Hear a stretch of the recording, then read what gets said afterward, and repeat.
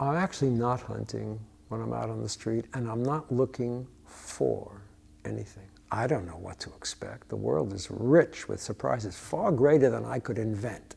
So what I think is alive in me is a kind of waiting for a moment of real consciousness or awakeness, where something happens and I'm suddenly there and understanding its potential resonance and meaning for me.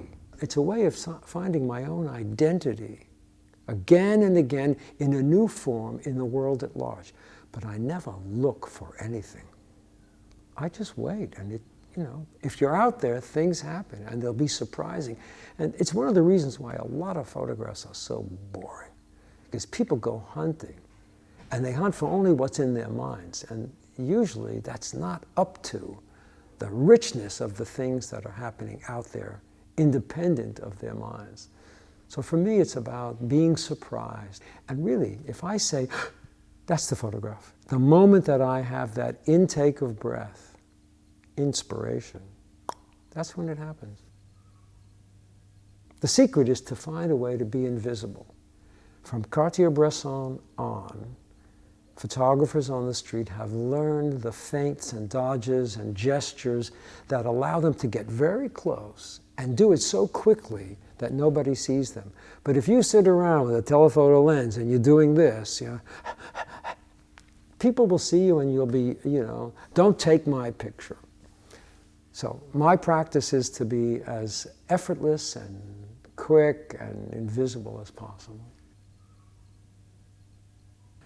I started in 1962, and the first film I put in the camera, not knowing any better, was color film, because I could get it back in the same day, and the world was in color, and I didn't know that black and white was thought to be the superior art form, and color was the plaything.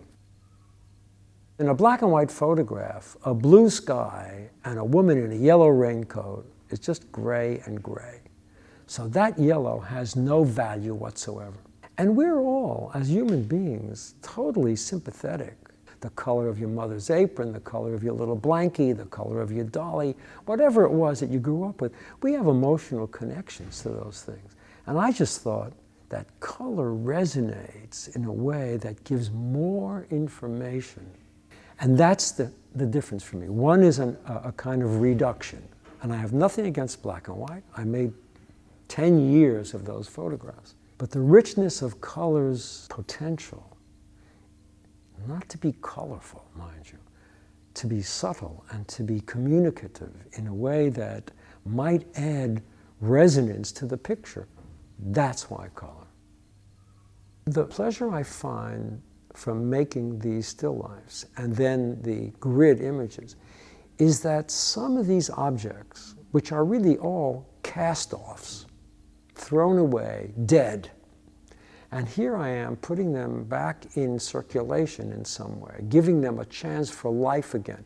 And so as I turn them around, some aspect gives off an anima, a moment of presence, as if the thing has presence.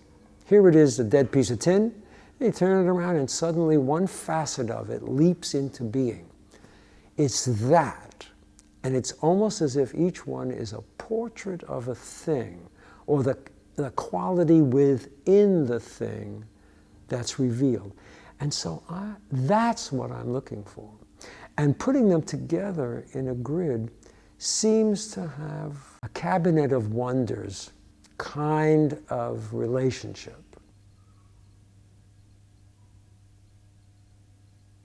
The elements have parts of each other in it, but they are separate. And I thought, is it possible to photograph the phenomena of the elements, earth, air, fire, water, in a non-conventional way, a kind of dumb way? Can I photograph dirt? Can I photograph water? Can I photograph air and make it interesting?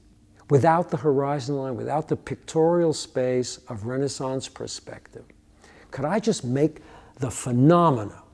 And I thought, let me try.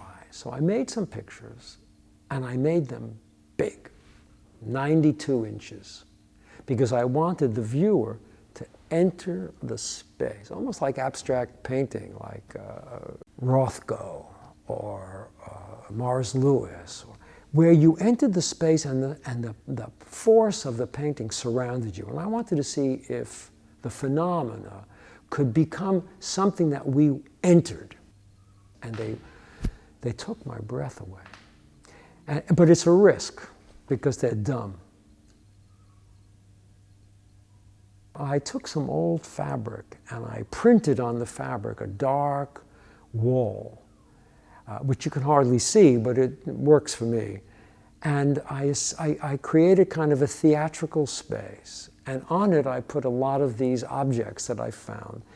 And I moved them around until they seemed to have some relationship with each other that is interesting. Maybe almost like a street photograph. It's just a matter of when the energy of the objects and their strangeness kind of asserts itself. And then I see them in their theatrical way.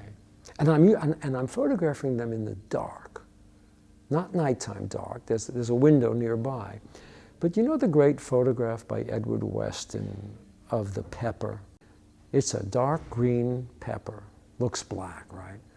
Inside of a funnel, an old tin funnel. And Weston put it in the far reaches of his studio and told the boys to go away. And he opened the camera, probably for a number of hours, and let the light reach the object and describe it slowly. No strobe or flash, but slowly, slowly, all those photons building up an image on the negative. And I'm doing the same kind of thing, slow light, looking at dark objects in a dark surround and letting time become light. So that when you see the light of it, it's the light that has accumulated on the object. You know, I'm Mr. Cape Light. Everybody thinks of my photographs as rich with light. And these are too, but they're in the dark. When you hold up a photograph, here's the picture. When you turn it sideways, it's one plane. It's a thin sheet of paper. It's like a time capsule. It's traveled from 1920 or 1860, from that past, which was the present, because photography is always the present moment in the photograph. That present of a guy on a camel in front of the pyramids, when I hold it in my hands in 2014 and I look at it, I'm back there. And it's that transference from the present of our present to the present of the past. And there's a kind of weaving of realities, which is thrilling in some way that's sometimes beyond words. It's about knowing, oh, look at how they stand. Look at how they carry themselves. Look at the way the hair is on the head, or you know, it's the sensuality of things from the past and the present. It's one of the great pleasures of reading a photograph.